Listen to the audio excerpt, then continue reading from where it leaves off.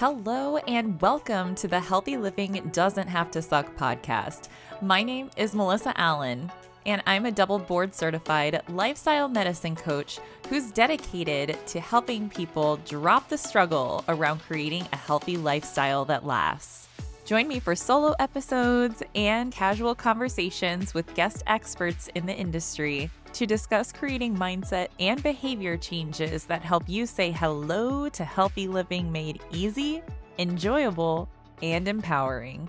Hey, change makers. Oh my goodness. This episode, it still doesn't feel like it actually happened because I was lucky enough to sit down with one of my absolute idols in the professional development space. Cara Alwill, she is the founder of the Champagne Diet, best-selling author of books like Girl Code, Girl on Fire, Like She Owns the Place, just all of these books that, not exaggerating whatsoever, they changed my life. Reading these books gave me so much perspective into ways that I was sabotaging myself and holding myself back from pursuing my dreams just because I was scared. And it truly was the most transformational journey into empowerment that I could have asked for. And that's exactly what Cara specializes in. She is a coach and a mentor for not just women entrepreneurs, but women everywhere. And I have so much gratitude for her taking the time out of her incredibly busy schedule to sit down with me and have this conversation around some of the things that I feel like a lot of us go through. Body image issues, feeling judged by society about the size and shape of our bodies, then judging ourselves about the size and shape of our bodies. And one of the things that I love the most about Cara is just how open and vulnerable she is. Like, she doesn't sugarcoat it, y'all. It is just real talk. And I am just so grateful that she shares so openly because it helps me to feel more empowered about sharing outside of what you see on social media, right? Like all the highlight reels and things like that. And she just shares so much value in this relatively short episode that we have together today. But let me tell you, it is jam-packed with some tangible tips and some helpful strategies that you can walk away with and just absolutely feel like you own the place, like you are the girl on fire, because you are. So if this is your first time meeting Cara, then I am so excited to be the one to connect you with her, because if she even has the slightest impact on your life the way that she has had on mine, you are going to be so grateful to know her. Without further ado, I am so incredibly excited to introduce Cara Alwill of the Champagne Diet, master life coach, best-selling author, right here on the Healthy Living Doesn't Have to Suck podcast for all of you to enjoy. All right, welcome back, change makers. I am so freaking excited to bring this episode to you today because if you have followed me for any time, you know how much of a fangirl I am of the Champagne Diet. Cara Alwill, have all her books, share her posts all the time because it's always the perfect messaging when I need it most. So we are joined today by Cara Alwill. Thank you so much for being here, Cara. Oh my gosh, thank you for having me. I'm so excited. Oh, this is going to be so great because one of the reasons that I found you was actually through like professional development when I was just kind of dipping my toes into the health and wellness world. And I'm so grateful to have connected with you because you've just shown me that it's okay to stand out and you can do things your way. And I think that so strongly relates to the message that I share in Healthy Living Doesn't Have to Suck now, because we don't have to fit inside those boxes that everyone tries to force us in. Totally. And that is, I think, one of the biggest like issues that I see with women. Like they feel like they have to conform to some type of, archetype, whether that's in business or in relationships or just in lifestyle. And I feel like that's like probably one of the biggest things that holds us back from being truly who we are and having the courage to be authentic and put ourselves out there and do what we really want to do. Yeah, absolutely. And so I've followed you for years now, but for those of our listeners who may not be familiar with you and the champagne diet, do you mind sharing a little bit about your story with us? Yeah. So my story, kind of the champagne diet world, begins 16 years ago. I was working a full time job at MTV. I was in advertising, and it was just really kind of a soul sucking career. Paid well, looked good on paper, company was great. Nothing bad to say about MTV ever, but I just wasn't really fulfilling my potential. And I was in an unhealthy relationship, and I just wasn't like taking care of myself, and I just was not at my best. And I got inspired by a glass of champagne. Weirdly enough, I know it sounds crazy, but this is what I mean when it's like go with your obsessions, right? Like when you're creating something, like think about the things you respond to. And I Mm, started really vibing with champagne, and I was like, this is something I never drank before. It just felt glamorous. It felt like when I mhm. had a glass of champagne in my hand, I felt elevated. I just felt different, right? And I immediately started to view champagne as this metaphor for the way that I wanted to live my life. And I started to jokingly say I'm on the champagne diet and I'm creating a champagne life. And it was all the things I didn't have at the moment, but it was everything that I really wanted to create for myself. So I started a blog and I named it the Champagne Diet. It was very tongue in cheek. And it was just a way for me to kind of document my journey, sort of my quarter life crisis, if you will. And I was going through a Mhm. lot of changes. I wound up leaving that relationship. I wound up, kind of moving positions at MTV. And I just fell in love with writing and storytelling and sharing my stories on the blog. And I knew that I wanted to write a book about everything I was going through because I didn't even know I was really reading personal development at the time, but I was reading The Secret and all of like law of attraction Mm. stuff. And I was learning about Oh, yeah. manifestation.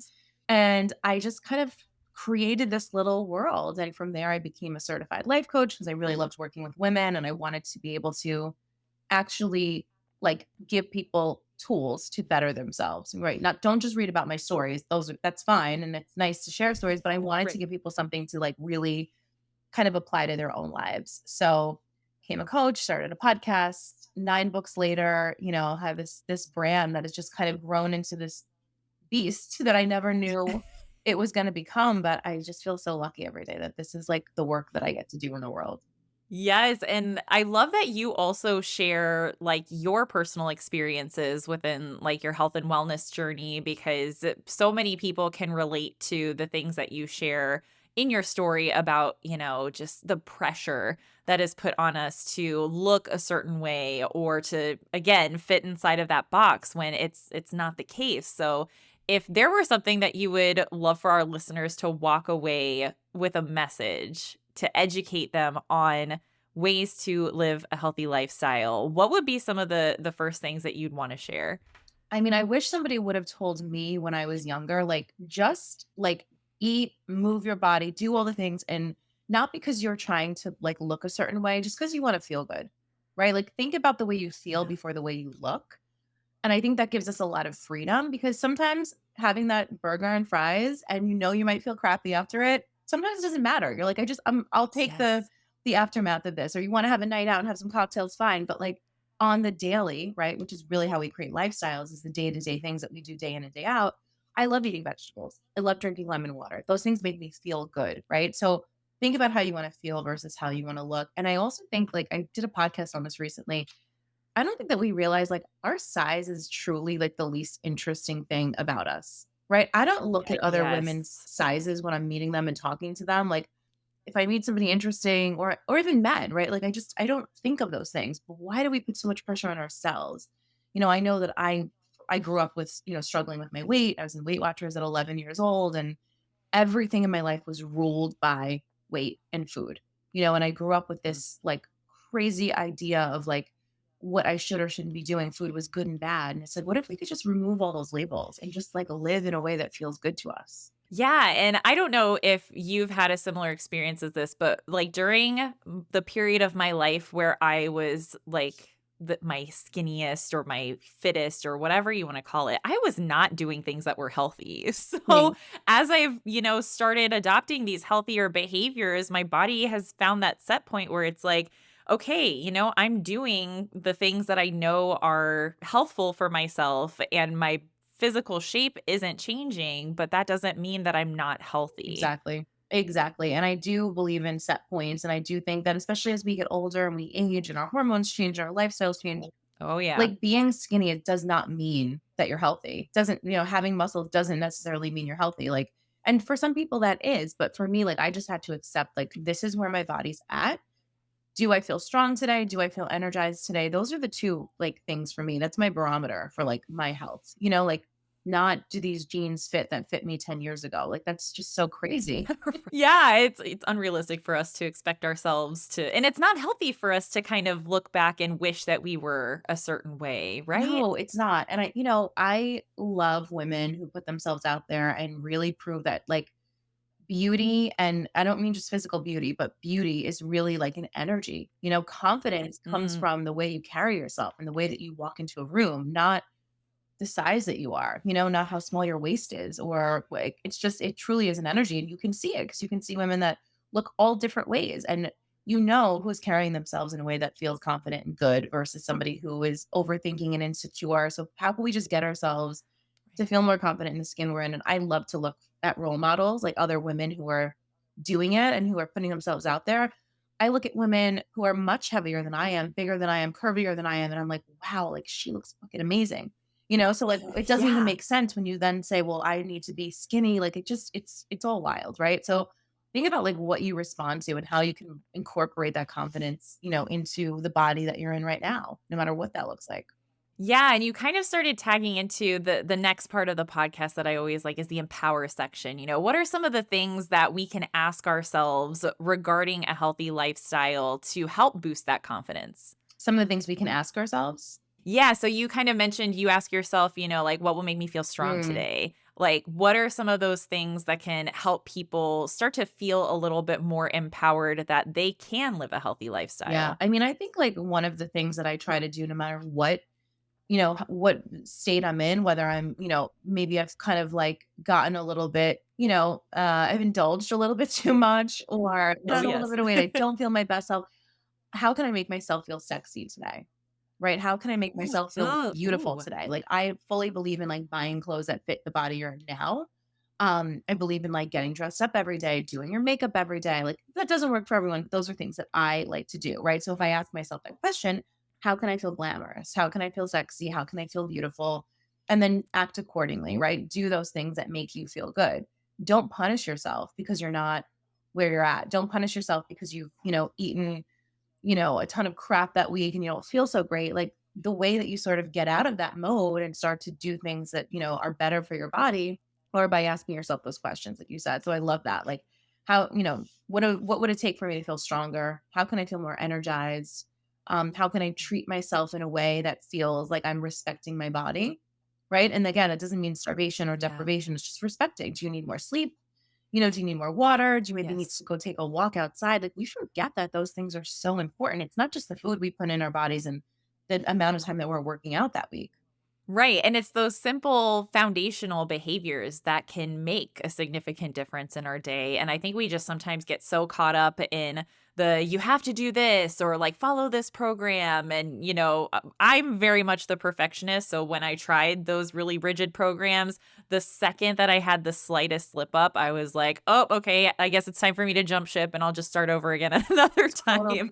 So I love that you sharing those questions really focuses on that immediate payoff that you're getting, like those Yeah. feelings of being strong and energized and feeling more respected and taking care of yourself versus how you're supposed to look according to society and all the toxic fitness messaging that's out there that Oh we my love. gosh. And all like the rules, like you can't eat carbs after Oh, 12 and you can't eat this and that. It's like, oh my gosh, like that is like so unhealthy. Because then that for me, that makes me want to rebel. Like I might do that for yeah. a week or two and I might lose like, water weight or something, right? Because if you're losing 5 pounds in a week, it's not Hmm. 5 pounds. It's like, okay, you're just Oh, yeah. dehydrated or whatever. But then that becomes very addictive, right? And then like all of a sudden it's like if I feel like I can't do something, I want to do it even more. So I would rather just let go of the rules and let myself indulge when I feel like it. And, more often than not, I want to eat healthy because I feel good when I'm eating healthy. Yeah, and I think paying attention to that also makes a Oh yeah. difference because I know for myself, there's been times where I just like get stuck in the suck and I will just eat my feelings and, drink my feelings. And I'm not paying attention to how I'm feeling because like I'm probably trying to avoid something that Yeah. I don't want to own up Yeah. to. So really noticing how the choices that you're making are affecting how you're feeling, I Totally. think is really Yep. critical. Awesome. As we're kind of looking at, this big picture that we want, how we want our healthiest version of ourselves to look and feel, what would be some of the first steps that you would encourage listeners to start taking? Whether that's resources or, maybe sharing things that have worked well for you. Just kind of if people are feeling overwhelmed with like, okay, like I know where I want to go, but how do I get there? What's that first step look like for them? I think having a vision of what you would want to be, how you want to feel, right? What does that healthy version of you look like? And like maybe journal on it. Maybe just Mm, spend some time meditating on that and ask yourself like, well, what can I do today to start working towards that? How can I begin to align with that person? What are some of the things that I need to start implementing in my life? And they don't have to be big things. I think we think everything has to change and our lives have to turn upside down immediately and we have to like just stop eating meat or stop eating dairy or like sign up, get a personal trainer or whatever that looks like, but it's not. It's like those little things. So like what today can I do to get me a little bit closer to that vision of myself? And I think look around at other people that you admire that seem to mm, feel healthy and that radiate good energy, that radiate health. What are some of those habits that they've got? Like maybe pay attention to that. Doesn't mean we have to be exactly like that person, but like, one of my friends, like she's like the queen of drinking lemon water and she drinks it all day long. And it's constantly, there's just huge bottles of lemon water next to her, my friend Blaine. And that reminds me to do that, and I notice when I start doing that, my skin looks a little bit better. I feel good in the morning. So just mm. look around in your life and be like, who's got some habits that I might want to pick up and implement into my own lifestyle. I love that. And I also know there's probably a fine line there between, looking to someone for inspiration versus getting caught in that comparison Totally. trap. So what would be some of the things that we can do to try to protect ourselves or kind of shift our mindset to really just draw out that inspirational piece of it? I think just knowing that, like, we think we compare ourselves to other people, but would you ever really want to be that person? Would you Right. really? My friend Right. Noah you probably know my friend Noah Shaw that I talk about all the time. Yeah. He's like, if everybody in a Yeah. room wrote down their problems on a piece of paper and threw them on the floor, you would pick up your own problems. You would not pick Mm, up somebody else's problems. So we romanticize other people very often and we think, oh, she's got it all and she's got this and she's thin and she's got this boyfriend and she gets to wear these clothes. But you really don't know what's going on in that person's life. So you only know yeah. who you are, what you're capable of, what you want for yourself. So I think just shifting that focus and just remembering that like nobody's better than you and no one is perfect. And everyone, what is that quote? Everyone's fighting a battle that you know nothing about. You know nothing about. Like I've Yeah. had friends that I've, Hmm. gotten to know that I've looked at and I'm like, oh wow, like she looks like she's got it all. Like she's got this going on. And then I get to know that person. I'm like, wow, like I didn't know there was a whole other struggle that she's going through. So, it's very easy to compare on the outside, but I think anytime that starts to happen, you start to go down that road, just shift that focus back to you and be like, okay, if I take the energy I'm spending being envious or comparing myself, imagine if I could take that energy and apply it to my life and do something great today for myself. What would that look like? Oh, I love that so much. And I'm sure that the listeners could probably pick up on, like how does healthy living doesn't have to suck relate to your life and how do you bring it into your work? But can you just kind of wrap that up for us as our final guest interview question? Yeah. I mean, again, just giving myself permission. Like so I'll give you an example. I split my time now between New York and Florida. My boyfriend lives in Florida. He's got 3 daughters and they're 10, 14, and 18, about to be 18. Right. So about to be 15, 18, and 10. So they're like, young girls who Okay. eat donuts for breakfast, who love, to indulge. And the first time that I came down here, I remember feeling like really nervous, like, oh my God, I'm gonna eat a donut for breakfast. Like what if I gain weight when I come home? And I had so much fun eating donuts with them. And we went out for burgers the other Yeah. night and I had so much fun eating burgers with them. So I really try to just give myself permission to enjoy my life. Does it mean I'm eating donuts every morning for breakfast? No, of course not. But not beat myself up in those moments when I could be missing a really amazing memory, right? By saying, no, I don't want to eat that, or I don't want to get fat, or too many calories. Like, who cares? Like, just focus on life. Life is so short. do things that help you take care of yourself better.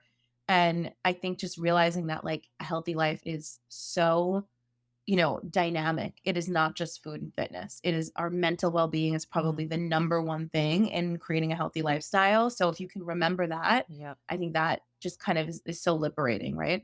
Yeah. And oh gosh, I just love the message of give yourself permission, because I think there's so many times when people are trying to follow those really restrictive like programs that they miss out on the joy of the experiences because they're so fixated on like which color container does this fit in, or how many points is it? Yep. And it's just it takes up so much mental space that you don't have the room to have those enjoyable emotions around the experience because you're so caught up in the nitty-gritty details. So, thank you so much for sharing that one. I think it's going to hit home for a lot of people. So y'all heard it from the champagne diet herself. Let yourself eat the donuts, enjoy the champagne, grab the burger, like, and don't guilt or shame yourself for it. That part is key too, because that's not going to lead to any sustainable change. You're just going to make yourself feel Mhm. worse, and that's when I turn to stress eating and stress drinking. Exactly. So then it becomes a vicious cycle, and we Yeah, don't want that. definitely not. The vicious cycles are not glamorous. They're not on the champagne diet. They're not included. Yes, absolutely. Well, Cara, where can the listeners connect with you? And, what are some of the best resources that you have that you'd like to share with Yeah, them? so I'm on Instagram at the Champagne Diet, and I've got a podcast called Style Your Mind, and all of my books are on Amazon. So if you just look up my name, you can find all my books. Girl on Fire is the latest one. Working on a new book now. So everything, Instagram and the podcast, Ooh. probably the best places to go. Amazing. Well, thank you so much for sharing your time with us today. This has been just an amazing conversation, and I know the listeners are going to walk away with so much value. So we really Well, thank you for appreciate it. having me. Awesome. All right, change makers. Well, you know the drill. Keep it real, stay positive, and go kick some ass with your goals. I'll see you next time. Oh my gosh. I told you it was going to be a good one, y'all. So I hope you enjoyed that episode as much as I did. And please remember, like, when you're listening, share the podcast episode, tag myself, tag Cara in this one. We would love to know who is out there tuning into our conversation, and maybe share what your favorite takeaway was. That's always my favorite thing to see, is like what stuck with people from the episode. Because I know when I go back and listen to podcasts, sometimes I'll hear something that didn't even click with me before, and I'm like, oh my gosh, like I have to share that. It's so good. So hopefully I'll be seeing y'all's tags on Instagram. We would absolutely love that. So just want to wrap up with a couple announcements. If y'all listened last week, then you already know I am keeping the Changemaker Collective membership open. So that way, at any point in time that you are tuning into this podcast or reading the book and you want to jump into our amazing community, you'll be able to do that. And we will welcome you with wide open arms and lots of cheers, because yeah, we'll just be excited to see all of the incredible things that you accomplish while you're a member. Other than that, I am going to be launching some new services. I've got some one-on-one coaching spots that are coming available. I also will be launching a group program that will be, I'm trying to decide between 8 to 10 weeks. I don't really know, but it's because I'm going to be recording the Healthy Living Doesn't Have to Suck audiobook. That's right, y'all. The audiobook is coming this summer, 2020, and I cannot wait to bring it to you. So I figured it would be fun to have like a book club vibe going on. So I am going to be recording the audiobook live through Zoom. And then once I stop the recording, we'll have a coaching session to just kind of talk about what's in the chapter, what your goals are, and over 10 weeks together, we can get a lot accomplished, okay?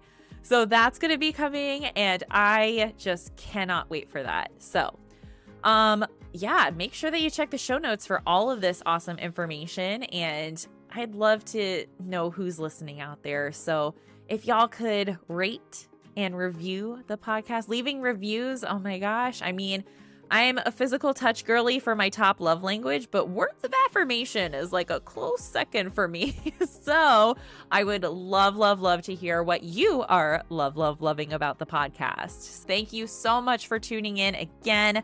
So grateful to have you as part of our Changemaker community, and I will catch up with y'all next week.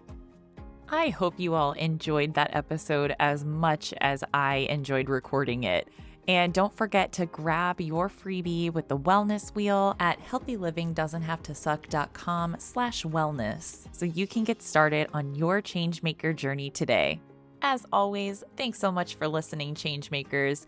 And if you can please remember to head to your favorite podcast platform and subscribe, rate, and review. It will help this podcast reach other changemakers so they can start listening and tuning in each week. As a quick, friendly reminder, the information in these podcasts are always strictly for educational purposes only. Thanks so much for tuning in, and I'll catch you next time.